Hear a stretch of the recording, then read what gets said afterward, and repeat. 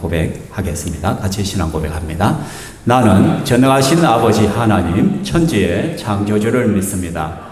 나는 그의 유일하신 아들 우리 주 예수 그리스도를 믿습니다. 그는 성령으로 잉태되어 동정녀 마리아에게서 나시고 본디오 빌라도에게 고난을 받아 십자가에 못 박혀 죽으시고 장사되지 사흘 만에 죽은 자 가운데서 다시 살아나셨으며 하늘에 오르시어 전능하신 아버지 하나님 우편에 앉아 계시다가 거기로부터 살아있는 자와 죽은 자를 심판하려 오십니다.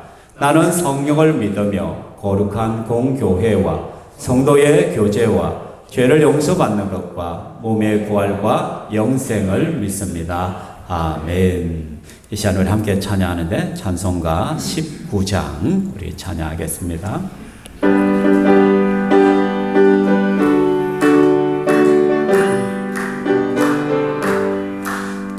찬송하는 소리서 사랑 기뻐하도다.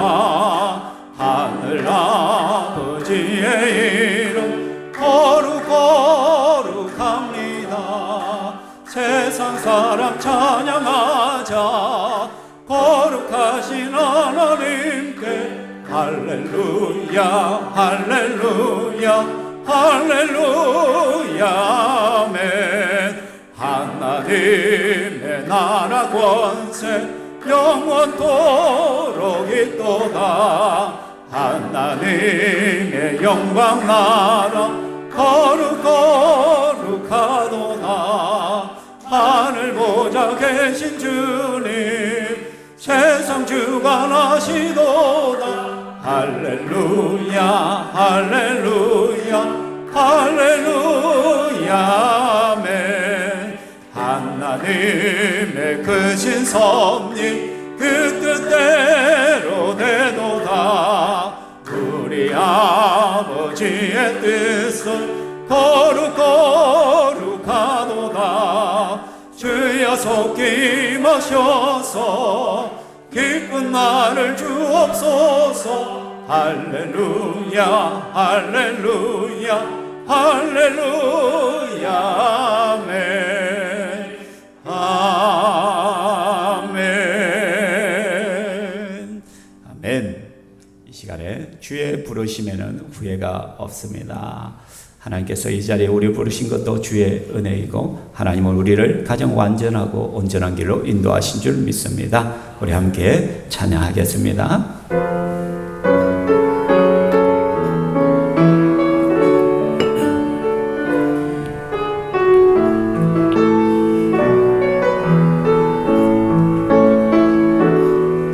하나님의 부르심에는 후회하심이 없네. 내가 이 자리에 선 것도 주의 부르심이라. 하나님의 부르심에는 결코 실수가 없네. 나를 부르신 하나님의 신실하심을 믿네. 날 부르신 뜻 내 생각보다 크고 날 향한 계획 나의 지혜로 정량 못하나. 가장 좋은 길로 가장 완전한 길로 오늘도 날 이끄신 믿네. 작은 나를 부르신 뜻을 나는 알 수 없지만 오직 감사와 순종으로 주의 길을 가리라. 때론 내가 연약해져도 주님 날 도우시니 주의 놀라운 그 계획을 나는 믿으며 살리.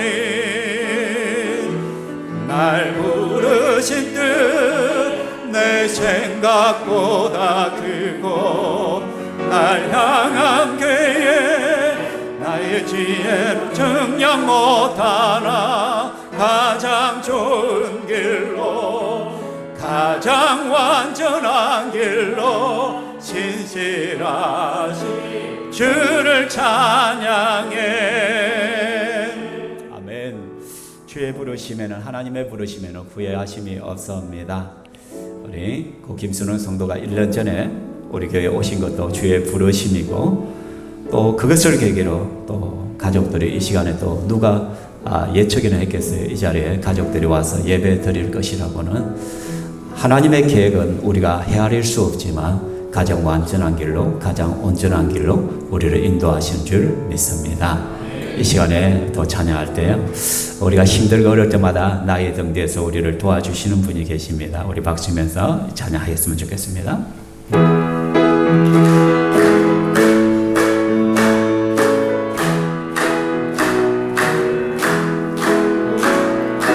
나의 등 뒤에서 나를 도우시는 주,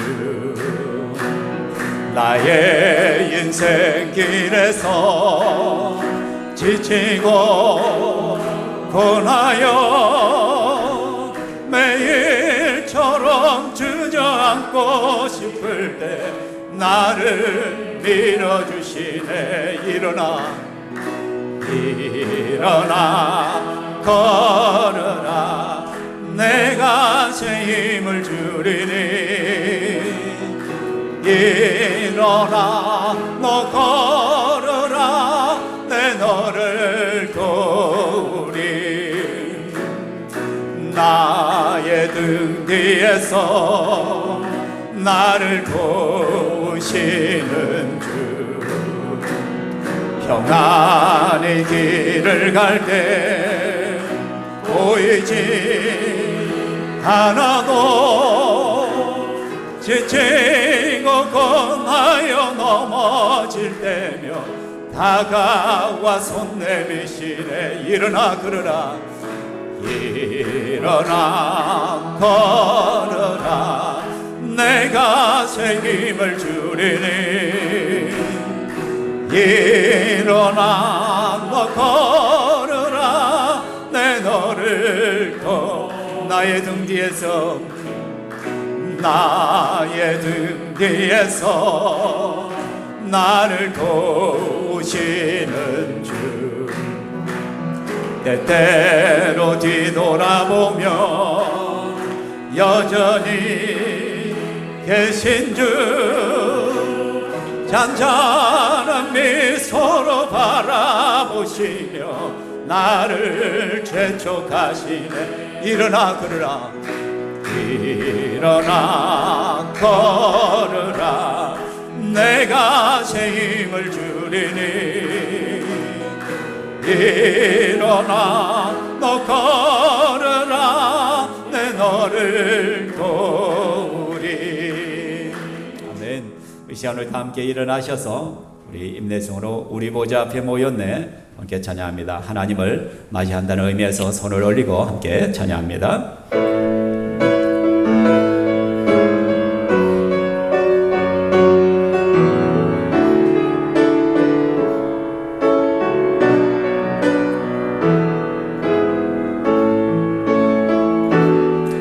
우리 보좌 앞에 모였네,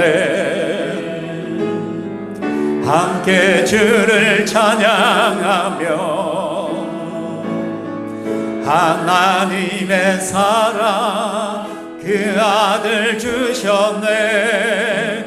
그의 피로 우리 구원받았네. 십자가에서 쏟으신 그 사랑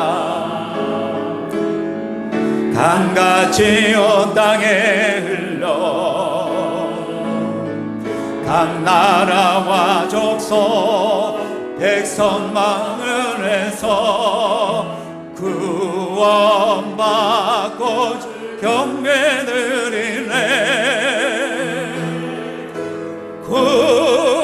구원하심이 보좌에 앉으신 우리 하나님과 어린 양께 있도다. 구원하심이 보좌에 앉으신 우리 하나님과 함께 다시 한번 우리 보좌 앞에 모였네. 우리 보좌 앞에 모였네. 함께 주를 찬양하며 하나님의 사랑 그 아들 주셨네. 그의 피로 구원받았네. 십자가에서 쏟으신 그 사랑 강같이 온 땅에 흘러 각 나라와 족속 백성 방언에서 구원받고 경배 드리네. 구원하심이 보좌에 앉으신 우리 하나님과 어린 양께 있도다. 구원하심이 보좌에 앉으신 우리 하나님과 어린 양께 있도다. 자리에 앉으시기 바랍니다. 이 시간에 기도하겠습니다. 만왕의 왕 되신 여호와 하나님을 찬양합니다. 죄와 허물로 죽었던 저희들을 예수 그리스도의 십자가의 은혜로 구원하여 주시며 하나님의 자녀 삼으시고 하나님 앞에 나와서 예배 드릴 수 있는 복을 주시니 감사합니다. 사랑하는 주님, 지난 한 주간 우리의 삶을 돌이켜볼 때 하나님의 말씀을 알지만 그 말씀대로 살지 못했던 우리의 허물과 죄악을 용서하여 주시옵소서. 하나님을 더욱 사랑하고 내 이웃을 내 몸과 같이 사랑하라 하신 주의 말씀을 알지만은 그 말씀보다는 나의 욕심과 욕망과 나의 이기심을 따라 살아왔던 것을 회개하오니 주님 용서하여 주시옵소서. 이 시간 주 성령께서 우리의 영혼을 새롭게 하여 주시고 하나님 앞에 겸손하게 엎드리게 하여 주시옵소서. 사랑하는 주님, 신평교회를 기억하여 주시고 주 예수 그리스도를 믿음으로 고백하는 성도들이 날마다 자신을 하나님 말씀 앞에 세우며 말씀을 따라 믿음으로 살아갈 수 있도록 인도하여 주시옵소서. 영분하여 제자 삼는 것이 우리의 사명으로 알고 끊임없이 우리가 예수 생명의 말씀을 증거하게 해주시고 예배된 자들을 하나님 앞으로 인도할 수 있는 복을 우리에게 허락하여 주시옵소서. 특별히 지난 주에는 우리와 함께 신앙생활 하려던 너무나도 귀한 우리 사랑하는 김순웅 성도를 하나님 앞에 올려드렸습니다. 인생의 생사화복이 오직 하나님 손에 달려있음을 인정합니다. 하나님께서 때가 되어서 우리를 보내시고 때가 되어서 예수를 믿게 하시고 또 때가 되면은 하나님께서 거두어 가시는 생명일지언데 우리가 하나님 너무나도 교만하여서 첫날 만날 살 줄 알고 우리는 연락하며 내 유익만을 위하여 살아가는 우리들을 불쌍히 여기시며 언제든지 주님께서 부르시면 우리가 주님 앞에 서야 될 인생임을 깨달아 알게 하여 주시옵소서. 그래서 내 안에 영생을 준비하며 죽음을 준비할 수 있는 복이 우리 속에 있게 하여 주시옵소서.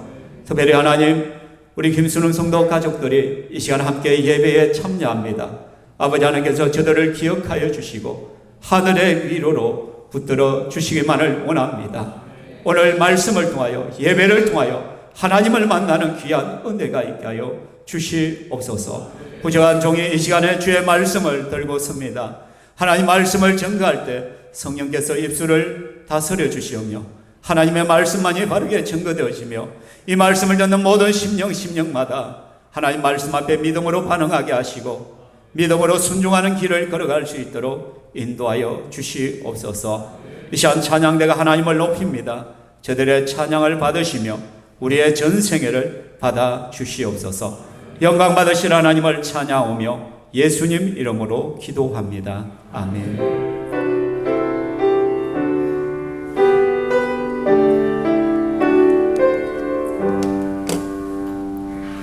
하나님 말씀은 룻기 2장 말씀입니다.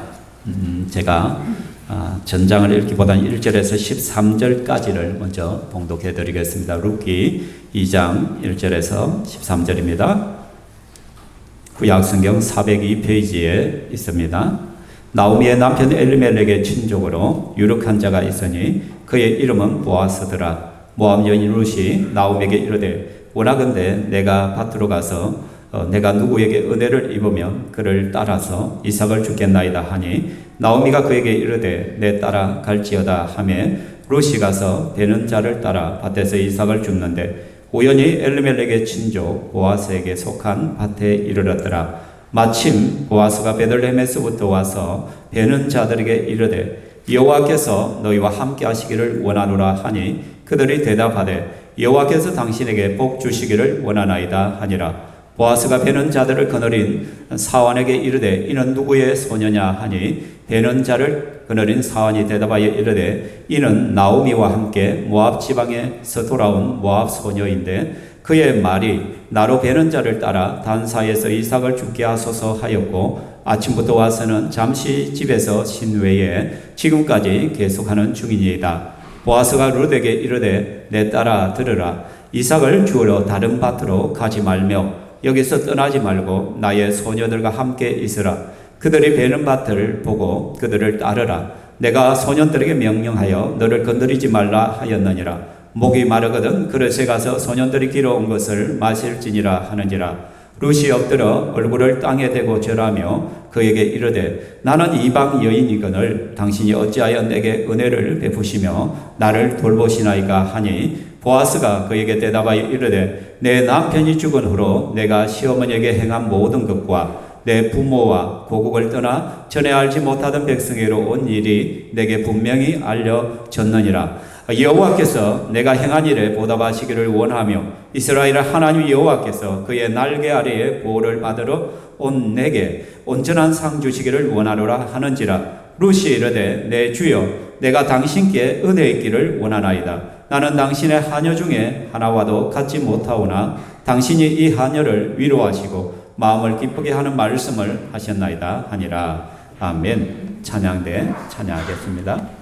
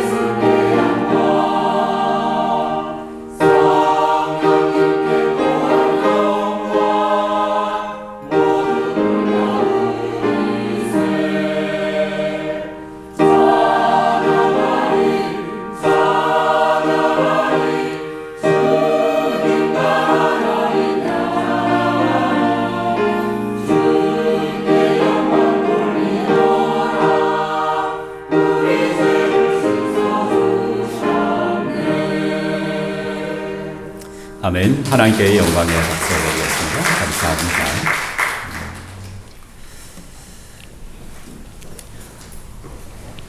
지금 우리가 룻기서를 보고 있습니다. 룻기서의 시대적 배경은 사사 시대라고 말씀드렸습니다. 사사는 왕이 아닌데 긴급한 시대에 하나님께서 특별히 세우셔서 그 왕을 대리할 수 있는 역할들을 감당하게 했던 그러한 존재입니다. 그러한 사사들이 이스라엘을 통치하던 그 시대에 룻기가 배경이 되고 있다는 것이죠. 그렇다면 사사기의 구조, 사이클을 우리는 알고 있습니다. 하나님께서 복을 주셨는데 이스라엘 백성들은 그것을 감사할 줄 모르고 늘 타락하잖아요. 그러니까 우리가 참 인간의 습성이 잘 되면 더 잘해야 되는데 잘 되면 꼭 엉뚱한 짓을 한다는 것이에요. 풍족하면 뭔가 딴 것에 자꾸 마음을 쏟게 되더란 것이죠. 이스라엘 백성들이 하나님의 복으로 참 많이 복을 얻었는데도 그 복을 가지고 오히려 타락하는 데 썼단 말이에요. 죄를 짓고 엄난하고 우상을 섬기고 하나님을 떠나는 그런 일들을 하니까 하나님께서 임계점에 다다랐을 때 심판을 하시잖아요. 하나님은 심판을 하실 때 반드시 주위 나라들을 세워서 그 나라들을 심판의 도구로 사용합니다. 그래서 이스라엘 백성들이 그 심판 때문에 울부짖을 때 하나님 용서해 주세요. 그렇게 할 때 비로소 하나님께서 그들의 회개와 돌이킴을 보시고는 사람을 보내시는 사사를 보내셔서 하나님께서 그들을 회복시켜 주는 거죠. 그러니까 하나님의 회복과 구원이란 이러한 사이클이 계속해서 반복되고 있어요. 그래서 사사 시대에 중요한 단어가 하나 있죠. 그게 뭐예요? 또라는 단어잖아요. 또 그랬다. 또 저들이 하나님 앞에 범죄했다. 또 범죄했다. 그런데 참 신기한 것은 또 하는 그 이스라엘 백성들을 향하여 하나님은 또 사사를 보내시고 또 사사를 보내시고 또 회복시키시고 구원하시고 그러니까 또 하나님의 은혜가 그 속에 있는 것이죠. 우리는 룻기 1장을 통해서 이 사사기의 그 모습 그대로 나타남을 봅니다.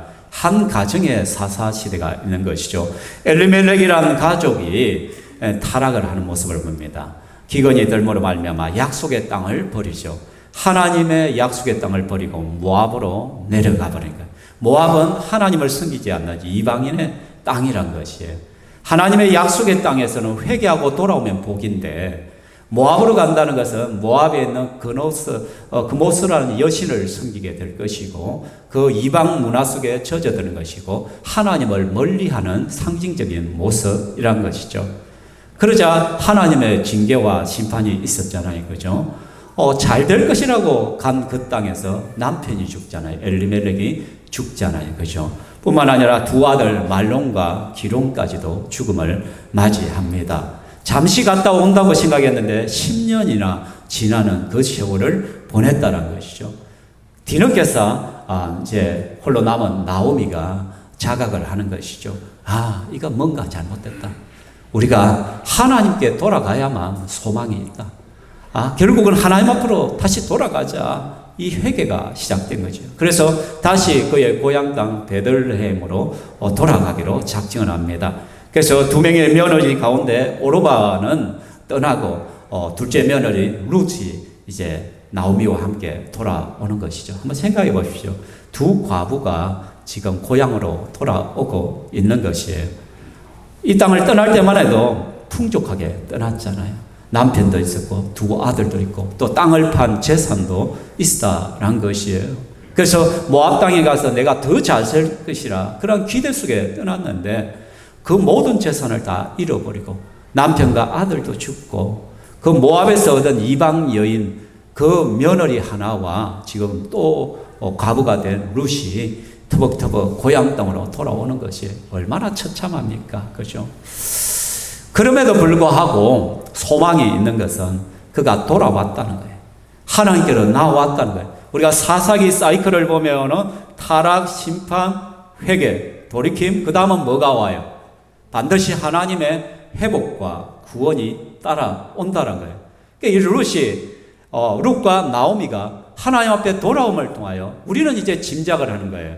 사사 시대의 배경을 아는 사람들은 이제 하나님께서 뭔가 이 가정에 대하여 시작하시겠구나.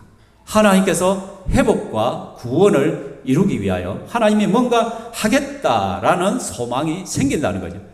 그런데 현실적으로 보면 과연 이런 가정을 하나님께서 회복시킬 수 있을까? 그런 의문이 드는 거예요. 왜? 망해도 완전히 폭망했단 말이에요. 폭망했단 말이에요. 소망이 없단 말이에요.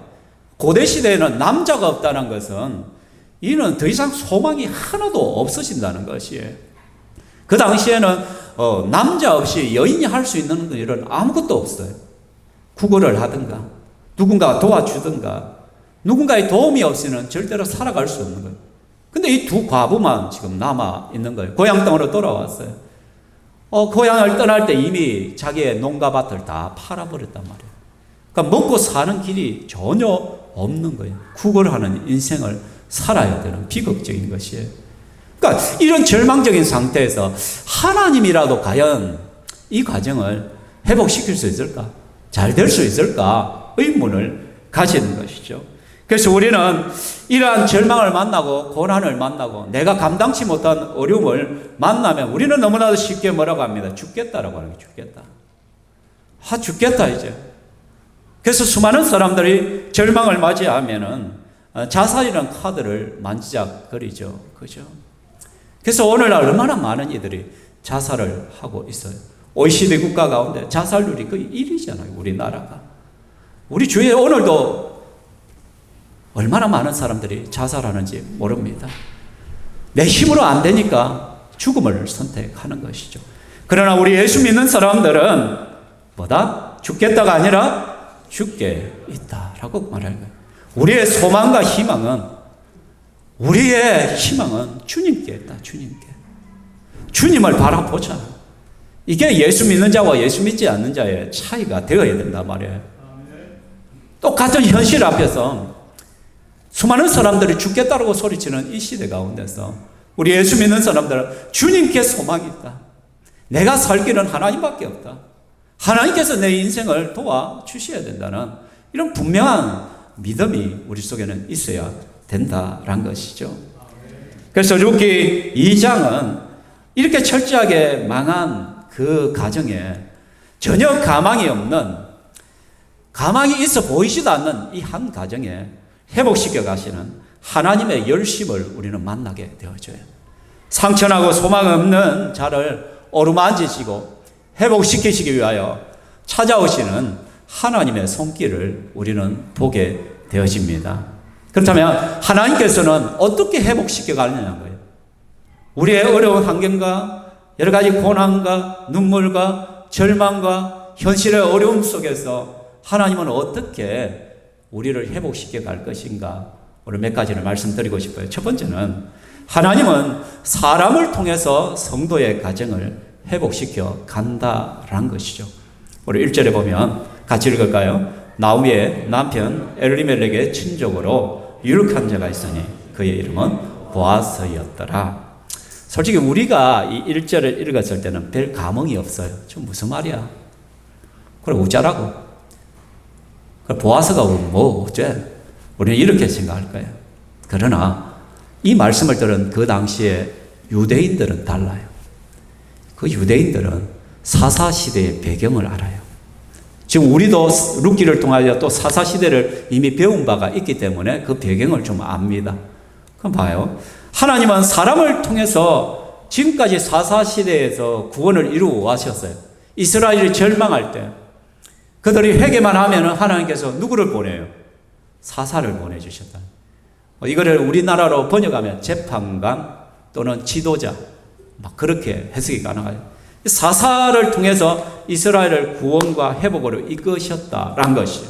그렇다면 나오미의 가정을 회복하는 것도 사람을 통해서 하실 거란 거예요. 대체 누구? 그러니까 이스라엘 백성들은 지금 생각하는 거예요. 이스라엘은 대체 이 나오미의 가정을 누가 회복할 것인가? 그것을 고민하고 있는데 1절에 나오미의 남편 엘리멜렉의 친족이 있었는데 그는 아주 유력한 자다. 그 이름은 보아스더라 라고 말합니다. 그 순간 유대인들은 무릎을 탁 치는 거예요. 아, 그렇구나. 하나님이 저 나오미의 가정을 회복하기 위하여 쓸 사람, 도구로 사용할 사람은 보아스구나. 그들은 눈치를 채는 거예요. 대체 누가 저 가정을 회복시켜 줄 수 있을까? 하나님은 보아스를 준비하고 계셨네. 친족이에요. 여러분, 친족이라는 것은 그 망한 가문을 회복시켜 줘야 될 의무가 있는 거예요. 유대 그 율법에는, 유대 그 사회 속에서는 만일에 남편이 죽어버리고 과부만 남고 그러면 살아갈 길이 막막한 그 가족들을 남아있는 친족이 그 가문을 회복시켜줘요. 땅을 대신 사서 다시 돌려줘야 되고, 또 자녀가 없으면 결혼을 해서 그 자녀를 낳아줘야 돼요. 그렇죠? 오늘날 우리 시대와는 좀 이해가 안 되는 영역인데, 왜냐하면 그래야만 사람이 살아갈 수 있기 때문에. 만일에 오늘날 이 시대에 만일에 아들 장남이 죽었는데 자녀가 없이 죽었어. 그럼 그 기업을 회복하기 위하여 차남이 형수하고 결혼을 한다. 그거는 있을 수가 없는 거예요. 천륜을 배신하는 것이 되잖아요. 그러나 이 고대 시대에는요, 아까도 말씀드렸지만 누군가 도와주지 않으면 살아갈 수 없는 시대였어요. 그러니까 그 당시 이스라엘뿐만 아니라 고대 사회에서는 이러한 계대 결혼을 허락했어요. 왜? 그 과부들을 살릴 수 있는, 기업을 갖다가 회복시킬 수 있는 방법으로 그것을 사용해 왔다는 것이죠. 그렇죠? 그리고 이 엘리멜의 친정 보아스는 유력한 자예요. 부자였단 말이에요. 충분히 그 밭을 사서 돌려줄 수 있는 여력이 있음을 말씀하고 있는 것이죠. 자, 12절 말씀해 보면은 보아스가 룻을 바라보면서 이런 고백을 해요. 같이 한번 고백할까요? 여호와께서 내가 행한 일에 보답하기를 원하며 이스라엘 하나님 여호와께서 그의 날개 아래에 보호를 받으러 내게 온전한 상 주시기를 원하노라. 보아스가 룻이란 여인을 봤을 때 그는 이방 여인이잖아요. 그런데 이 룻이 자기의 인생을 위하여 재혼하지 아니하고 자기 땅에 남아서 모압 땅에 있으면 충분히 재혼해서 앞길이 열릴 수가 있음에도 불구하고 시어머니를 따라 돌아오잖아요. 여러분, 시어머니는 돌아가라고 했어요. 내 형편도 지금 엉망인데 니까지 이런 고생을 시킬 수 없기 때문에 다시 돌아가라. 근데 룻은 뭐라고 합니까? 어머니가 가는 곳에 나도 갈 것이고, 어머니가 거하는 곳에 나도 갈 것이고, 어머니가 죽는 곳에 나도 죽을 것입니다. 어머니의 하나님이 나의 하나님이 될 것입니다. 그러니까 룻은 시어머니와 하나님을 붙들고 지금 이 베들레헴으로 돌아왔다는 거예요. 그것을 지금 보아스는 뭐라고 표현하냐면, 이스라엘이 하나님 여호와께서 그의 날개 아래에 보호를 받으러 온 내게, 지금 너는 하나님의 날개 아래 보호를 받기 위하여 온 사람이라고 말하고 있는 거예요. 그런 너에게 하나님께서 복 주실 것이야. 하나님께서 너에게 보답해 주실 것이야 라고 말한 거예요. 근데 여러분, 그 보답은 누구를 통해서 와요? 바로 그 축복을 한 보아스를 통해서 오게 되는 거예요. 생각지도 못한 사람을 통해서 하나님께서 회복시켜 가더라는 것이죠. 보아스는 생각지도 못했을 거예요. 자기가 이 말을 했을 때 하나님께서 자기를 바로 이 가정을 회복을 위한 선택한 자라고는 생각도 못했을 거예요.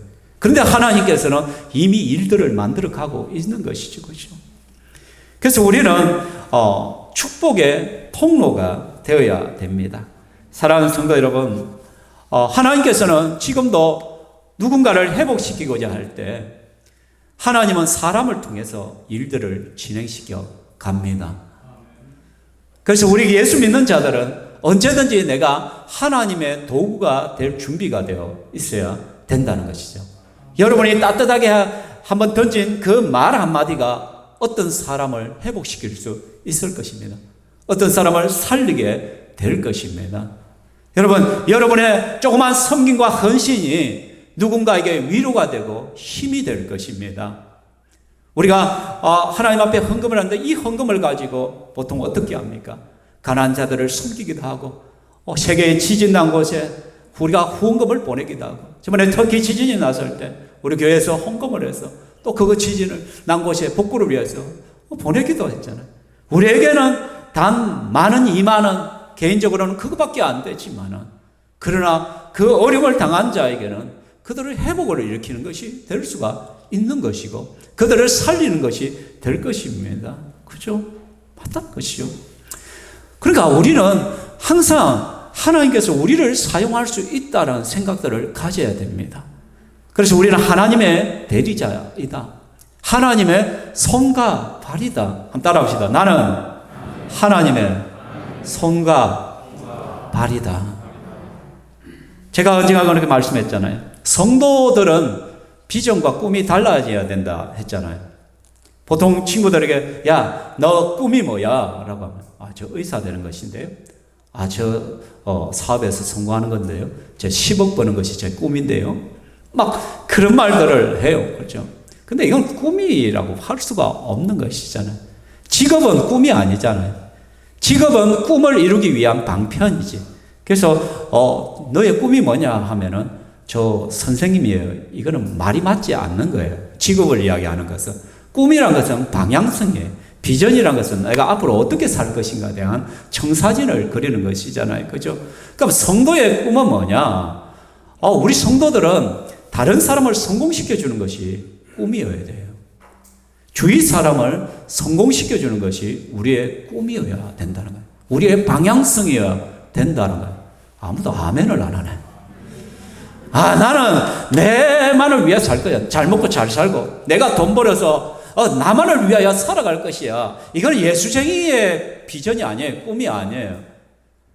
우리 예수 믿는 사람들이 그런 삶을 살지 아니하고 똑같이 예수하는 자같이 자기의 욕망과 자기의 욕구와 자기 이득만을 위하여 추구하며 살아가니까 세상으로부터 손가락질을 당하는 거예요. 여러분, 세상이 교회를 향하여 욕을 한다는 것은요, 뒤집어 보면은 그래도 기대를 하고 있다는 거예요. 세상은 엉망이라도 교회는 그렇게 하면 안 된다는 거예요. 교회는 좀 달라야 된다는 인식이 있는데, 근데 예수 안 믿는 사람들이 볼 때 교회마저도 지 밖에 모르고 지 욕심과 지 욕망을 위하여 살아가고, 심지어 목사들마저도 자기의 욕구와 욕망을 채워가는 그런 TV의 뉴스들을 바라보면서 교회를 향하여 손가락질을 하는 것이에요. 근데 우리는 분명해야 됩니다. 예수 믿는 자의 비전은 주위 사람을 성공시켜 주는 것입니다. 박은환 목사가 존재하는 것은 우리 신평교회 성도들을 성공시켜 주는 것이에요. 그러니까 성도가 성공한다는 것은 무엇이냐? 제가 여러분을 부자로 만든다는 것이 아니에요. 제가 여러분에게 직업을 만들어 준다는 것이 아니에요. 여러분의 가치관과 생각을 바꾸는 거야. 여러분이 진정하게 세상에서 성공하는 길은 바로 이거예요. 나만을 위해 살지 않냐고. 누군가를 위하여 섬길 줄 알고, 헌신할 줄 알고, 희생할 줄 알고, 나눌 줄을 아는 이런 삶을 살아가도록 말씀을 통하여 하나님의 마음을 여러분에게 전달하는 거예요. 가르치는 거예요. 또 제가 그렇게 살아감을 통해 가지고 보여주는 거예요.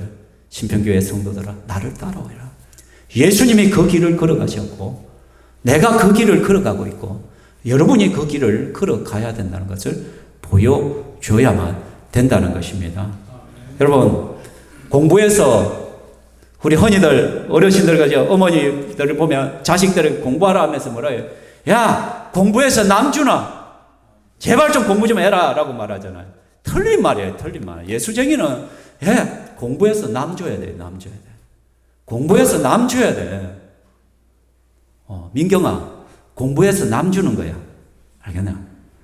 내 잘 되기 위해서 공부하는 것이 아니라 내가 공부 열심히 해가 내가 뭔가를 성취했다면 그것을 가지고 누군가를 도와주는 거야. 베푸는 거야. 그게 우리 그리스도인이라는 거예요. 하나님께서는 사람을 통해서 해요. 봐요. 하나님은 이 땅에 모든 사람이 굶어 죽지 않을 정도의 먹을 것을 주셨어요.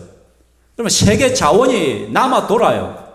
우리나라에서요, 옷을 갖다가 새로 만들어서 새 옷을 버리는 것이 수백 톤이에요.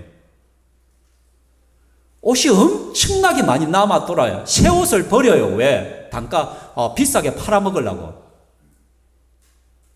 실제 그래요. 의류회사들이. 그리고 우리가 먹을 것을 먹고는 얼마나 많은 음식을 남겨요. 그런데 지구 반대편에서는 굶어 죽고 있어요. 없어서 목이 말라 죽고 있어요. 무슨 말이냐? 하나님은 전 세계 인류가 먹고 마실 수 있고 살아갈 수 있는 모든 환경을 주셨어요. 모든 자원을 주셨다는 거예요. 그러면 그들을 어떻게 많이 가진 나라에서 가난한 자를 도와줘야 돼요. 많이 있는 우리가 나누고 해야 된다라는 것이에요. 그게 하나님의 방법이에요. 그러니까 하나님은 사람을 통해서 그 일을 이루고 가시는. 그런데 사람들은 그걸 모르고 원망해요. 하나님이 살아계신다면 어떻게 이런 일이 일어날 수 있고, 하나님이 살아계시면 어떻게 저렇게 굶어 죽어가는 자를 가만히 놔도. 그때 우리 하나님은 말씀하는, 네가 해야 돼. 네가. 나는 다 줬다. 너희들이 해야 돼 그거. 사랑하는 성도, 하나님은 우리를 사용하기를 원하십니다. 아멘. 두 번째, 하나님은요, 우연을 가장해서 성도의 가정을 회복시킵니다. 3절 말씀에 보면 같이 읽겠습니다. 룻이 가서 베는 자를 따라 밭에서 이삭을 줍는데 우연히 엘리멜렉의 친족 보아스에게 속한 밭에 이르렀다. 1절에 보면 한 사람이 있는데 보아스더라. 그는 엘리멜렉의 친족이고 유력한 자더라. 그때 이스라엘 백성들 무릎을 탁 치면서 나오미의 가정을 회복할 자가 바로 저 보아스라는 인물이겠구나 추측을 하고 있는데, 3절에 보면 룻이 추수철이 되어서 그 말했잖아요. 이스라엘 백성 과부들이 먹고 살 길은 없어요. 그런데 이스라엘은 하나님께서 율법을 통해 뭐라고 하냐면, 곡식 수확을 할 때 이삭이 떨어지면 주지 말게, 절대 줍지 말아라. 왜? 가난한 자들 그거 주워서 먹고 살도록. 과일 나무를 딸 때 과일을 다 따지 마라. 남겨둬라. 가난한 자와 나그네가 그것을 따먹을 수 있도록 배려하라는 것이에요. 저번에도 말씀, 우리나라에서는 까치밥 남기는 거지. 까치밥. 그죠? 까치를 위해서 남기는 게 아니에요. 실제는 그 까치밥이라는 것은 길손들이나 가난한 자나 배고픈 자가 혹 지나가다가 그걸 하나라도 따먹으라는 거예요. 따먹으라는 것이. 그죠? 그러니까 이삭을 주우러 갈 수가 있는 거예요. 주소하는 곳에 가서 허락만 받고 내가 여기서 좀 주워도 되겠다. 주우시라고. 왜? 율법으로 그걸 갖다가 그렇게 해놨기 때문에. 그런데 추수철이 되면 여러분, 이 보아스의 밭만 추수하는 것이 아니라 추수철은 정해져 있어요.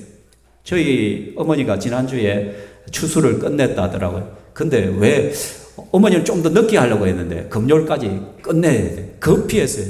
왜? 그 농협에서 그 벼를 타작한 걸 갖다 받는 날짜가 금요일로 끊어버린대. 그러니까 어머니 준비도 안 됐는데 급히 사람 부르고 기계 해가지고 막 아직 논이 다 마르지도 않는데 막 굉장히 힘들었다 하더라고요. 그 기간이 있거든, 기간. 추수철이도. 그 시점에 밭에 나가면 곳곳에 보면은 추수하는 사람들이 널려 있는 거예요. 그런데 하필이면 갔는데 누구의 밭이더라? 보아스의 밭이더라. 여기 보면 우연이라는 단어를 써요. 우연히 갔는데 우연히 그 보아스의 밭이더라 라고 말한 거예요. 사랑하는 성도 여러분, 우연도 우연 나름이지 어떻게 이렇게 우연히 있을 수가 있냐는 것이죠. 하나님의 계획이지. 하나님께서는 우리의 인생을 인도해요. 내가 우연히 갔는데 그게 하나님의 계획인 거야. 내가 우연히 뭔가를 하는 사람을 만났는데 그게 하나님의 인도하심일 수가 있다라는 것이에요. 그래서 여러분이 이번 한 주간 살아가면서 우연히 만나는 사람들을 잘 대해 주시기 바랍니다. 우연히 무슨 일이 일어났을 때 좀 아주 자세하게 한번 살펴보시기 바랍니다. 하나님께서 우연히 만난 이 일을 통하여 어떤 일을 행할 것인가? 우연히 만나게 된 저 사람을 통하여 하나님께서 어떤 일을 시작할 것인가? 우리는 관심을 가질 필요가 있어요. 우리 편에서 볼 때는 우연이에요. 그러나 하나님 편에서 볼 때는 우연이라는 게 없어요. 하나님 앞에서는 뭐다? 필연이에요. 필연. 하나님 앞에서는 필연이에요. 하나님은 우연하게 일을 치러가지 않아요. 그냥 우리 인간 편에서 볼 때는 우연이란 것이 통해서 일어나는 것 같은데, 하나님께서는 그 우연을 가장하여서 하나님의 손길을 베푸시는 거예요. 하나님의 필연을 이루어 가시는 거예요. 아멘. 그러니까 지금 우리 김순원 성도님 가정이 이 자리에 온 건 어떻게 보면 우연일 수가 있는 거예요. 아버님 장례를 치르고 어떻게 보면 예의상 올 수도 있는 것이에요. 그런데 여러분, 그 우연이 하나님의 천세전에 내가 태어나기 이전부터 계획한 계획일 수가 있는 것이에요. 이걸 통해서 하나님께로 돌아오라. 예수를 만나기로. 보니까 우리 자녀들이 어렸을 때는 교회를 다녔었다라고 다 말씀을 하시네요. 그죠? 그러니까 그 어렸을 때 교회 다녔던 그 추억을 다시 한번 되살리겠어. 이런 우연이란 것을 통하여 하나님의 필연을 만나야 되는 거야. 하나님께서 다시 회복시키기를 원하시는 과정이에요. 4절에 보면 마침 보아스가 베들레헴에서부터 와서 베른 자들에게 이르되 여호와께서 너희와 함께 하시기를 원하노라 하니 그들이 대답하되 여호와께서 오타가 있네 죄송합니다. 당신에게 복 주시기를 원하나이다 하니라. 근데 또 여기 무슨 또 재미난 단어를 써요. 마침 보아스가 아니 하필이면 우연히 이삭을 주기에 갔는데 그곳이 보아스의 밭이야. 그리고 또 때마침 누가 또 와요. 보아스가 등장해. 보아스의 밭이 한두 개겠어요. 정확하게 룻이 와 있는 그 시점에 보아스가 딱 짜잔 하고 등장. 여기 마침이라는 단어가 히브리어 힌내라는 단어를 썼는데 이 힌내라는 단어가 뭐냐면 마치 연극에서 한 장면이 다른 장면으로 딱 하면 오버랩되는 장면을 이야기할 때 그 힌내라는 단어를 써요.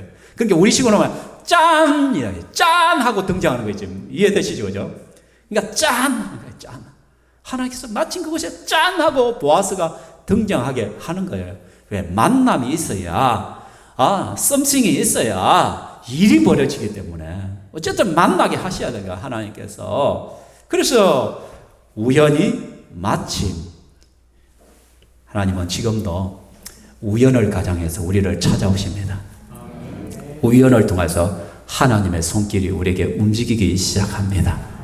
이번 한 주간 그 우연히 찾아오시는 하나님을 많이 만나시기를 바랍니다. 세 번째, 하나님은 풍성한 은혜로 성도의 가정을 회복해요. 이왕 하나님께서 한번 회복시키기 시작한다면요, 하나님께서 확실하게 회복시켜 버려요. 오늘 말씀해 보면은요, 먼저 보아스가 룻을 확인하고는 어떻게 룻을 불러라. 그런 말해요. 여호와의 날개 아래 보호받기 위하여 너에게 하나님의 복이 임하기를 원한다 라고 하면서 야, 너 목마르지? 멀리 가서 물 떠올 필요 없어. 우리 종자들이 떠온 이 물 니만큼 마셔. 야, 너 밥 먹으러 와. 여기서 새참 먹어. 그 밥을 또 떡을 먹는 거야. 그리고는 또 종도를 불러가 너희들 추수할 때 일부러 좀 더 많이 흘러. 그래서 충분히 룻이 그것을 주워갈 수 있도록 하는 거예요. 그러면서 또 뭐냐면 추수가 끝날 때까지 너 다른 밭에 가지 마. 이 밭에 있어. 내 밭들에만 있어.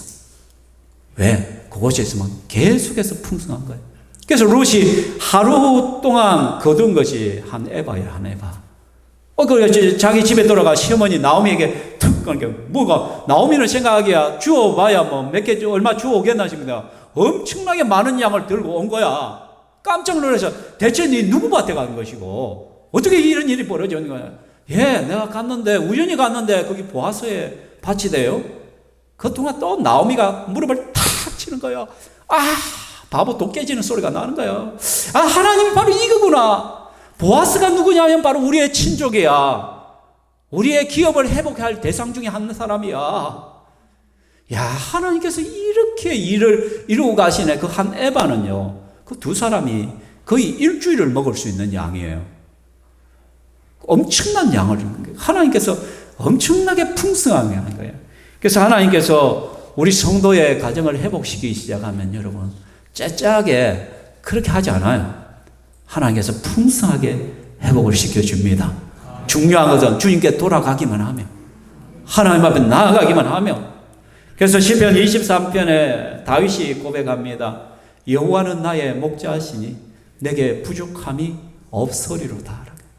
여호와가 나의 목자가 되시며 나는 부족함이 없다. 근데 여러분의 인생에 부족함이 있어요, 없어요? 진짜 없어요?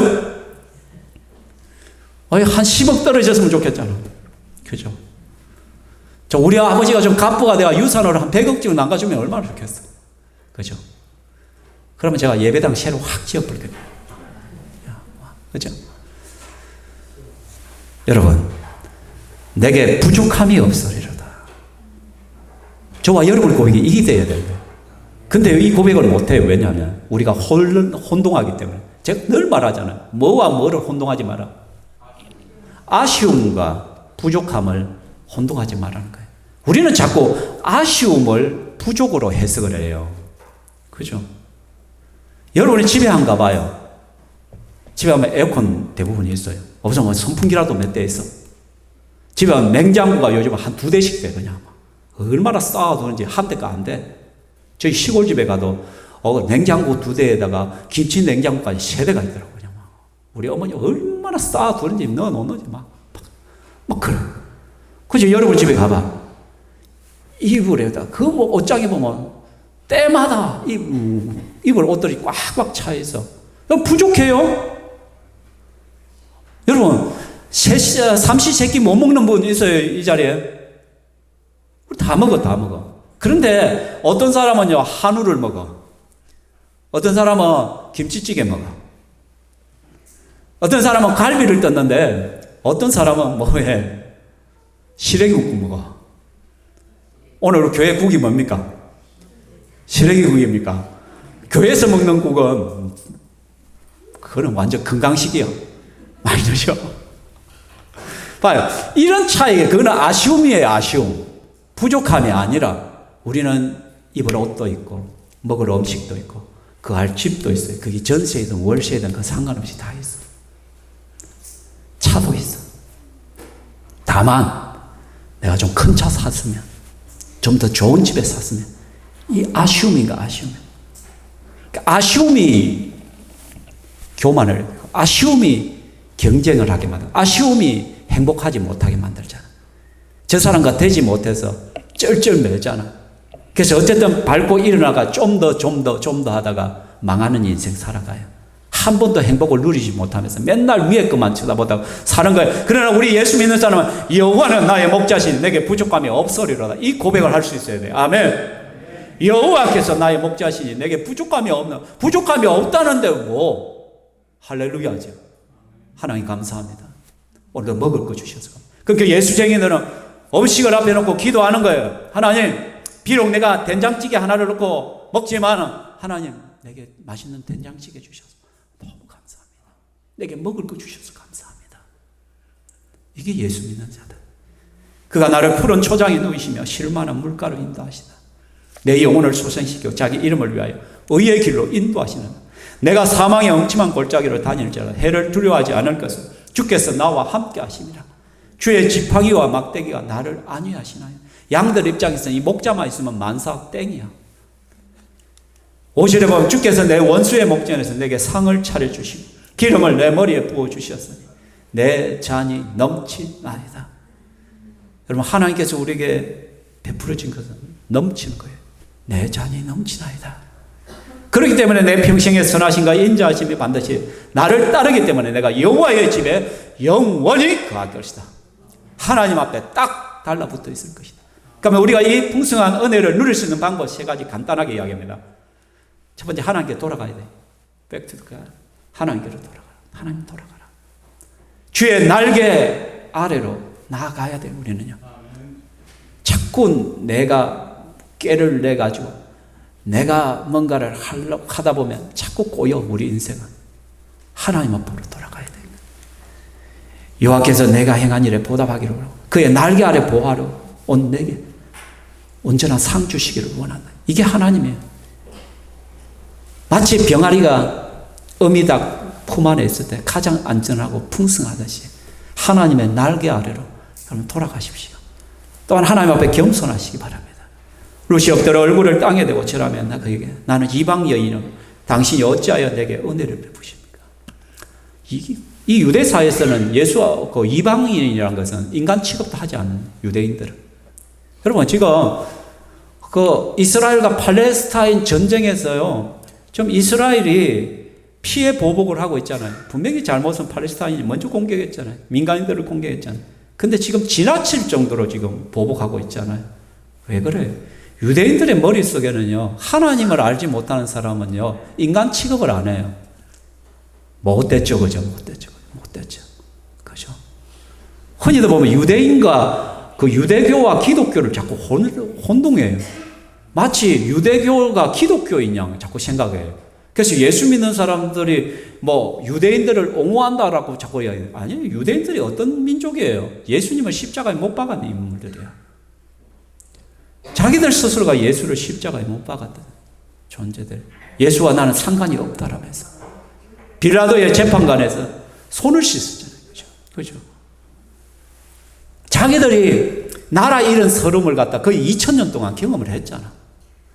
그러다가 시오니즘에 의해서 다시 팔레스타인 지역을 장악하게 되었잖아요. 옛 이스라엘 땅을 회복했잖아요. 그렇다면 구약 성경에 나오는 하나님은 뭐예요? 이방인들이나 개개에게 선을 베풀라라고 말씀을 하죠. 왜?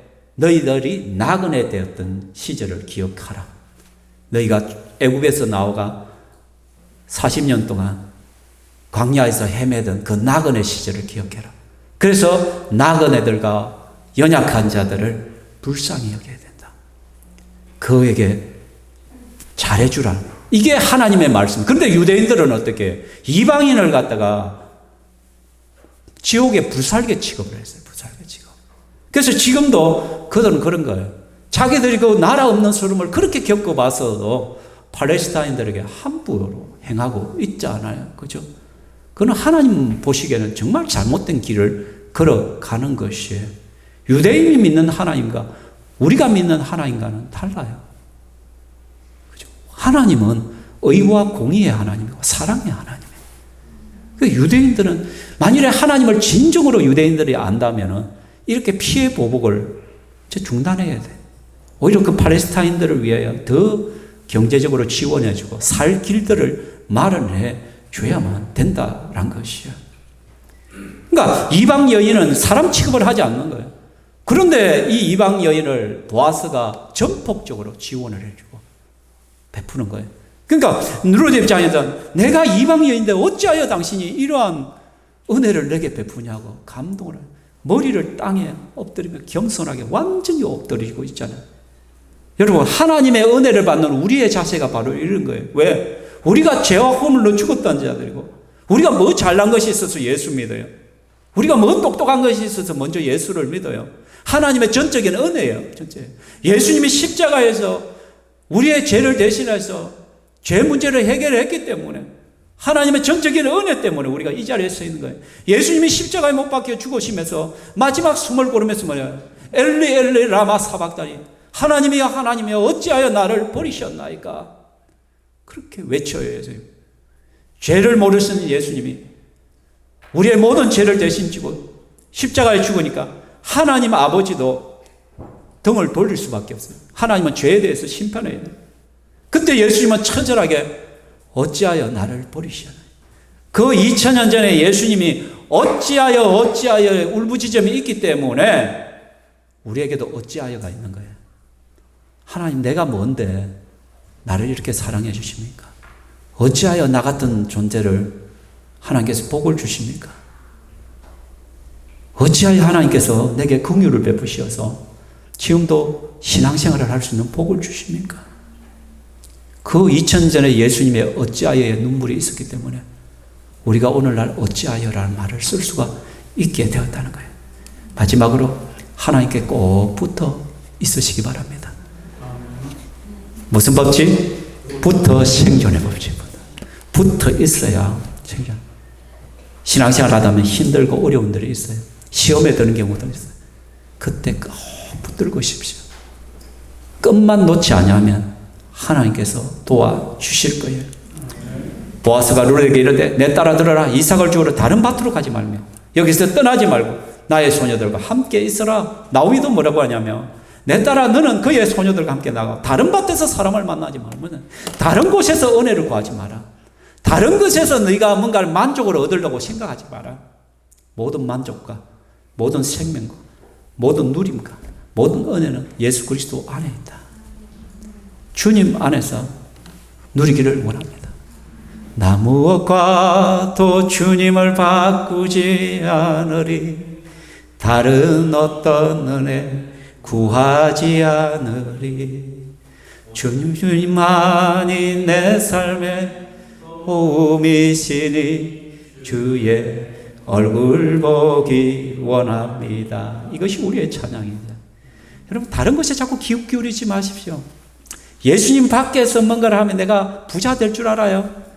뭔가 행복이 막 넝굴째 굴러올 것 같아요? 한번 신앙을 한번 떠나보십시오. 과연 그러한지. 주님 품을 떠나는 그때부터 여러분들이 자꾸 꼬이고 뭔가 문제들이 발생하기 시작할 것입니다. 주님을 더욱더 붙이십시오. 여호와는 나의 목자시니 내게 부족함이 없으리로다. 이 고백을 우리는 매일마다 해야 돼요. 하나님 한 분만으로 만족할 수가 있어야 되는 거예요. 내 평생에 선하신가 인자하심이 반드시 나를 따르니 내가 여호와의 집에 영원히 살리로다. 이게 완전 순수 경상도 버전이 있잖아요. 한번 읽어볼까요? 내 인생이 억수로 복잡하게사도 저 양반이 지켜줄 팅계로 내 삼아 웃자든지 그 옆에 딱 붙어가 때리지도 안 떠날 기라. 이게 우리의 고백인 거야. 내 인생이 억수로 복잡하고 막 힘들어 어려운 날 저 양반이 예수님이 지켜줄 거야. 내 삼아 웃자든지 그 옆에 딱 붙어가지고 때리치기도 안 떠날 기다. 이게 우리의 고백이에요. 우리 전라도 분들이 있으니까 전라도 버전도 가져와야죠. 자, 한번 읽어봅시다. 시작. 나는 그 시기 해도 그 양반 옆에 오지게 붙어갖고 뒤져도 안 갈라요. 참말이요. 그 시기 한번 들어봐 보소. 확 그냥 찔러버릴게. 아멘이죠. 자, 이거 누가 해야 돼요? 전라도 분 누가 해야 돼요? 지금 여기 우리 백점대 목자님 할 수 있습니까? 한번 해보이소. 얌전하게 생겨가지고 이제 전라도 사투리 한대. 이제 자, 해봐. 시작.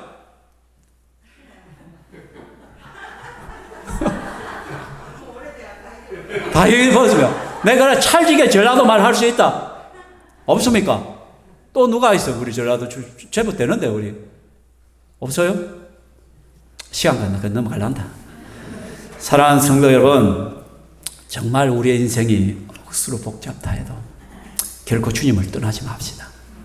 웃자든지 주님께 딱 붙어가고 때리치기도 떠나지 마시고 그리스도 안에서 참 만족을 발견하는 저와 여러분 되기를 주의 이름으로 축원합니다. 아멘. 이 시간 우리 찬양하겠습니다. 제가 아까 전에 제가 불렀던 나무 옷과도 주님을 바꾸지 않으리. 우리 함께 부르겠습니다.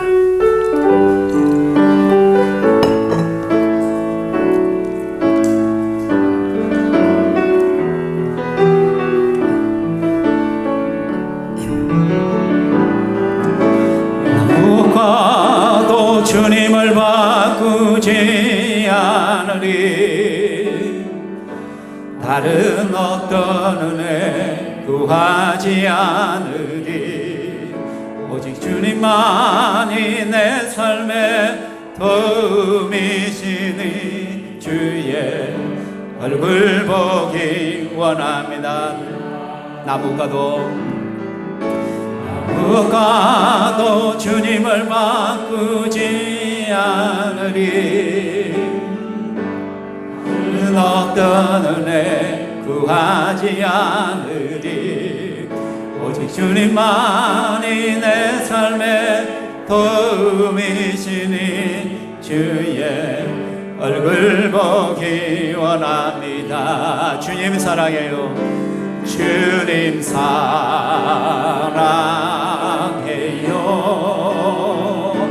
억만과 정성 다해 하나님의 신실한 주 되기 원합니다. 주님 사랑해요. 주님 사랑해요.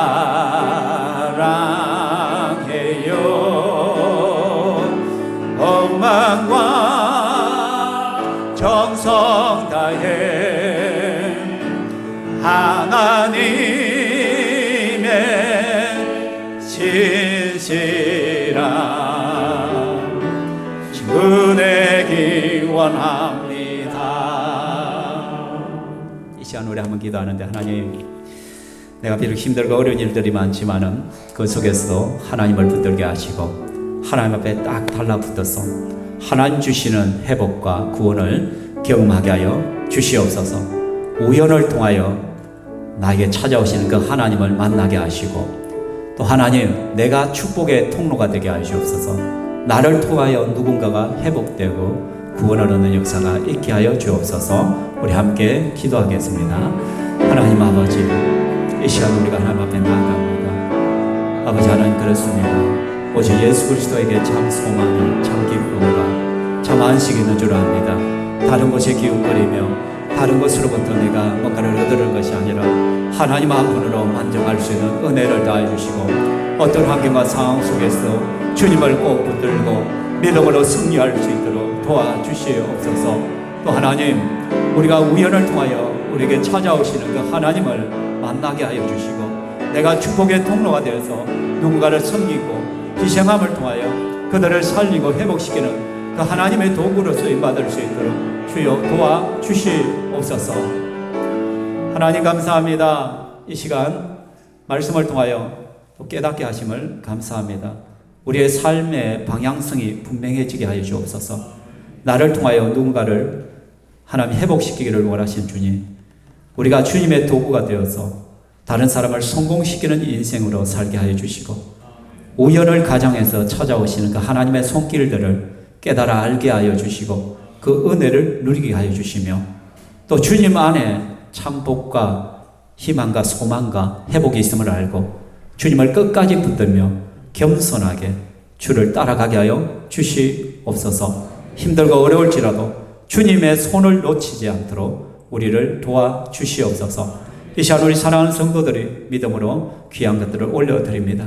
주께서 받아주시며 그들의 가정과 기업들에 복에 복을 다해 주시고 더 풍성한 것으로 채워주시고, 우리 시평교회가 더 많이 누군가를 섬기고 도울 수 있는 기회들을 허락하여 주시옵소서. 이번 한 주간 하나님의 대리자로 축복의 통로로 살아가는 저희들 되게 하여 주시옵소서. 예수님 이름으로 기도합니다. 아멘. 주 예수 그리스도의 은혜와 하나님의 사랑과 성령 하나님의 교통 위로하심이 이 자리에 함께한 주의 권속들 머리 위에 영원토록 있을지어다. 아멘.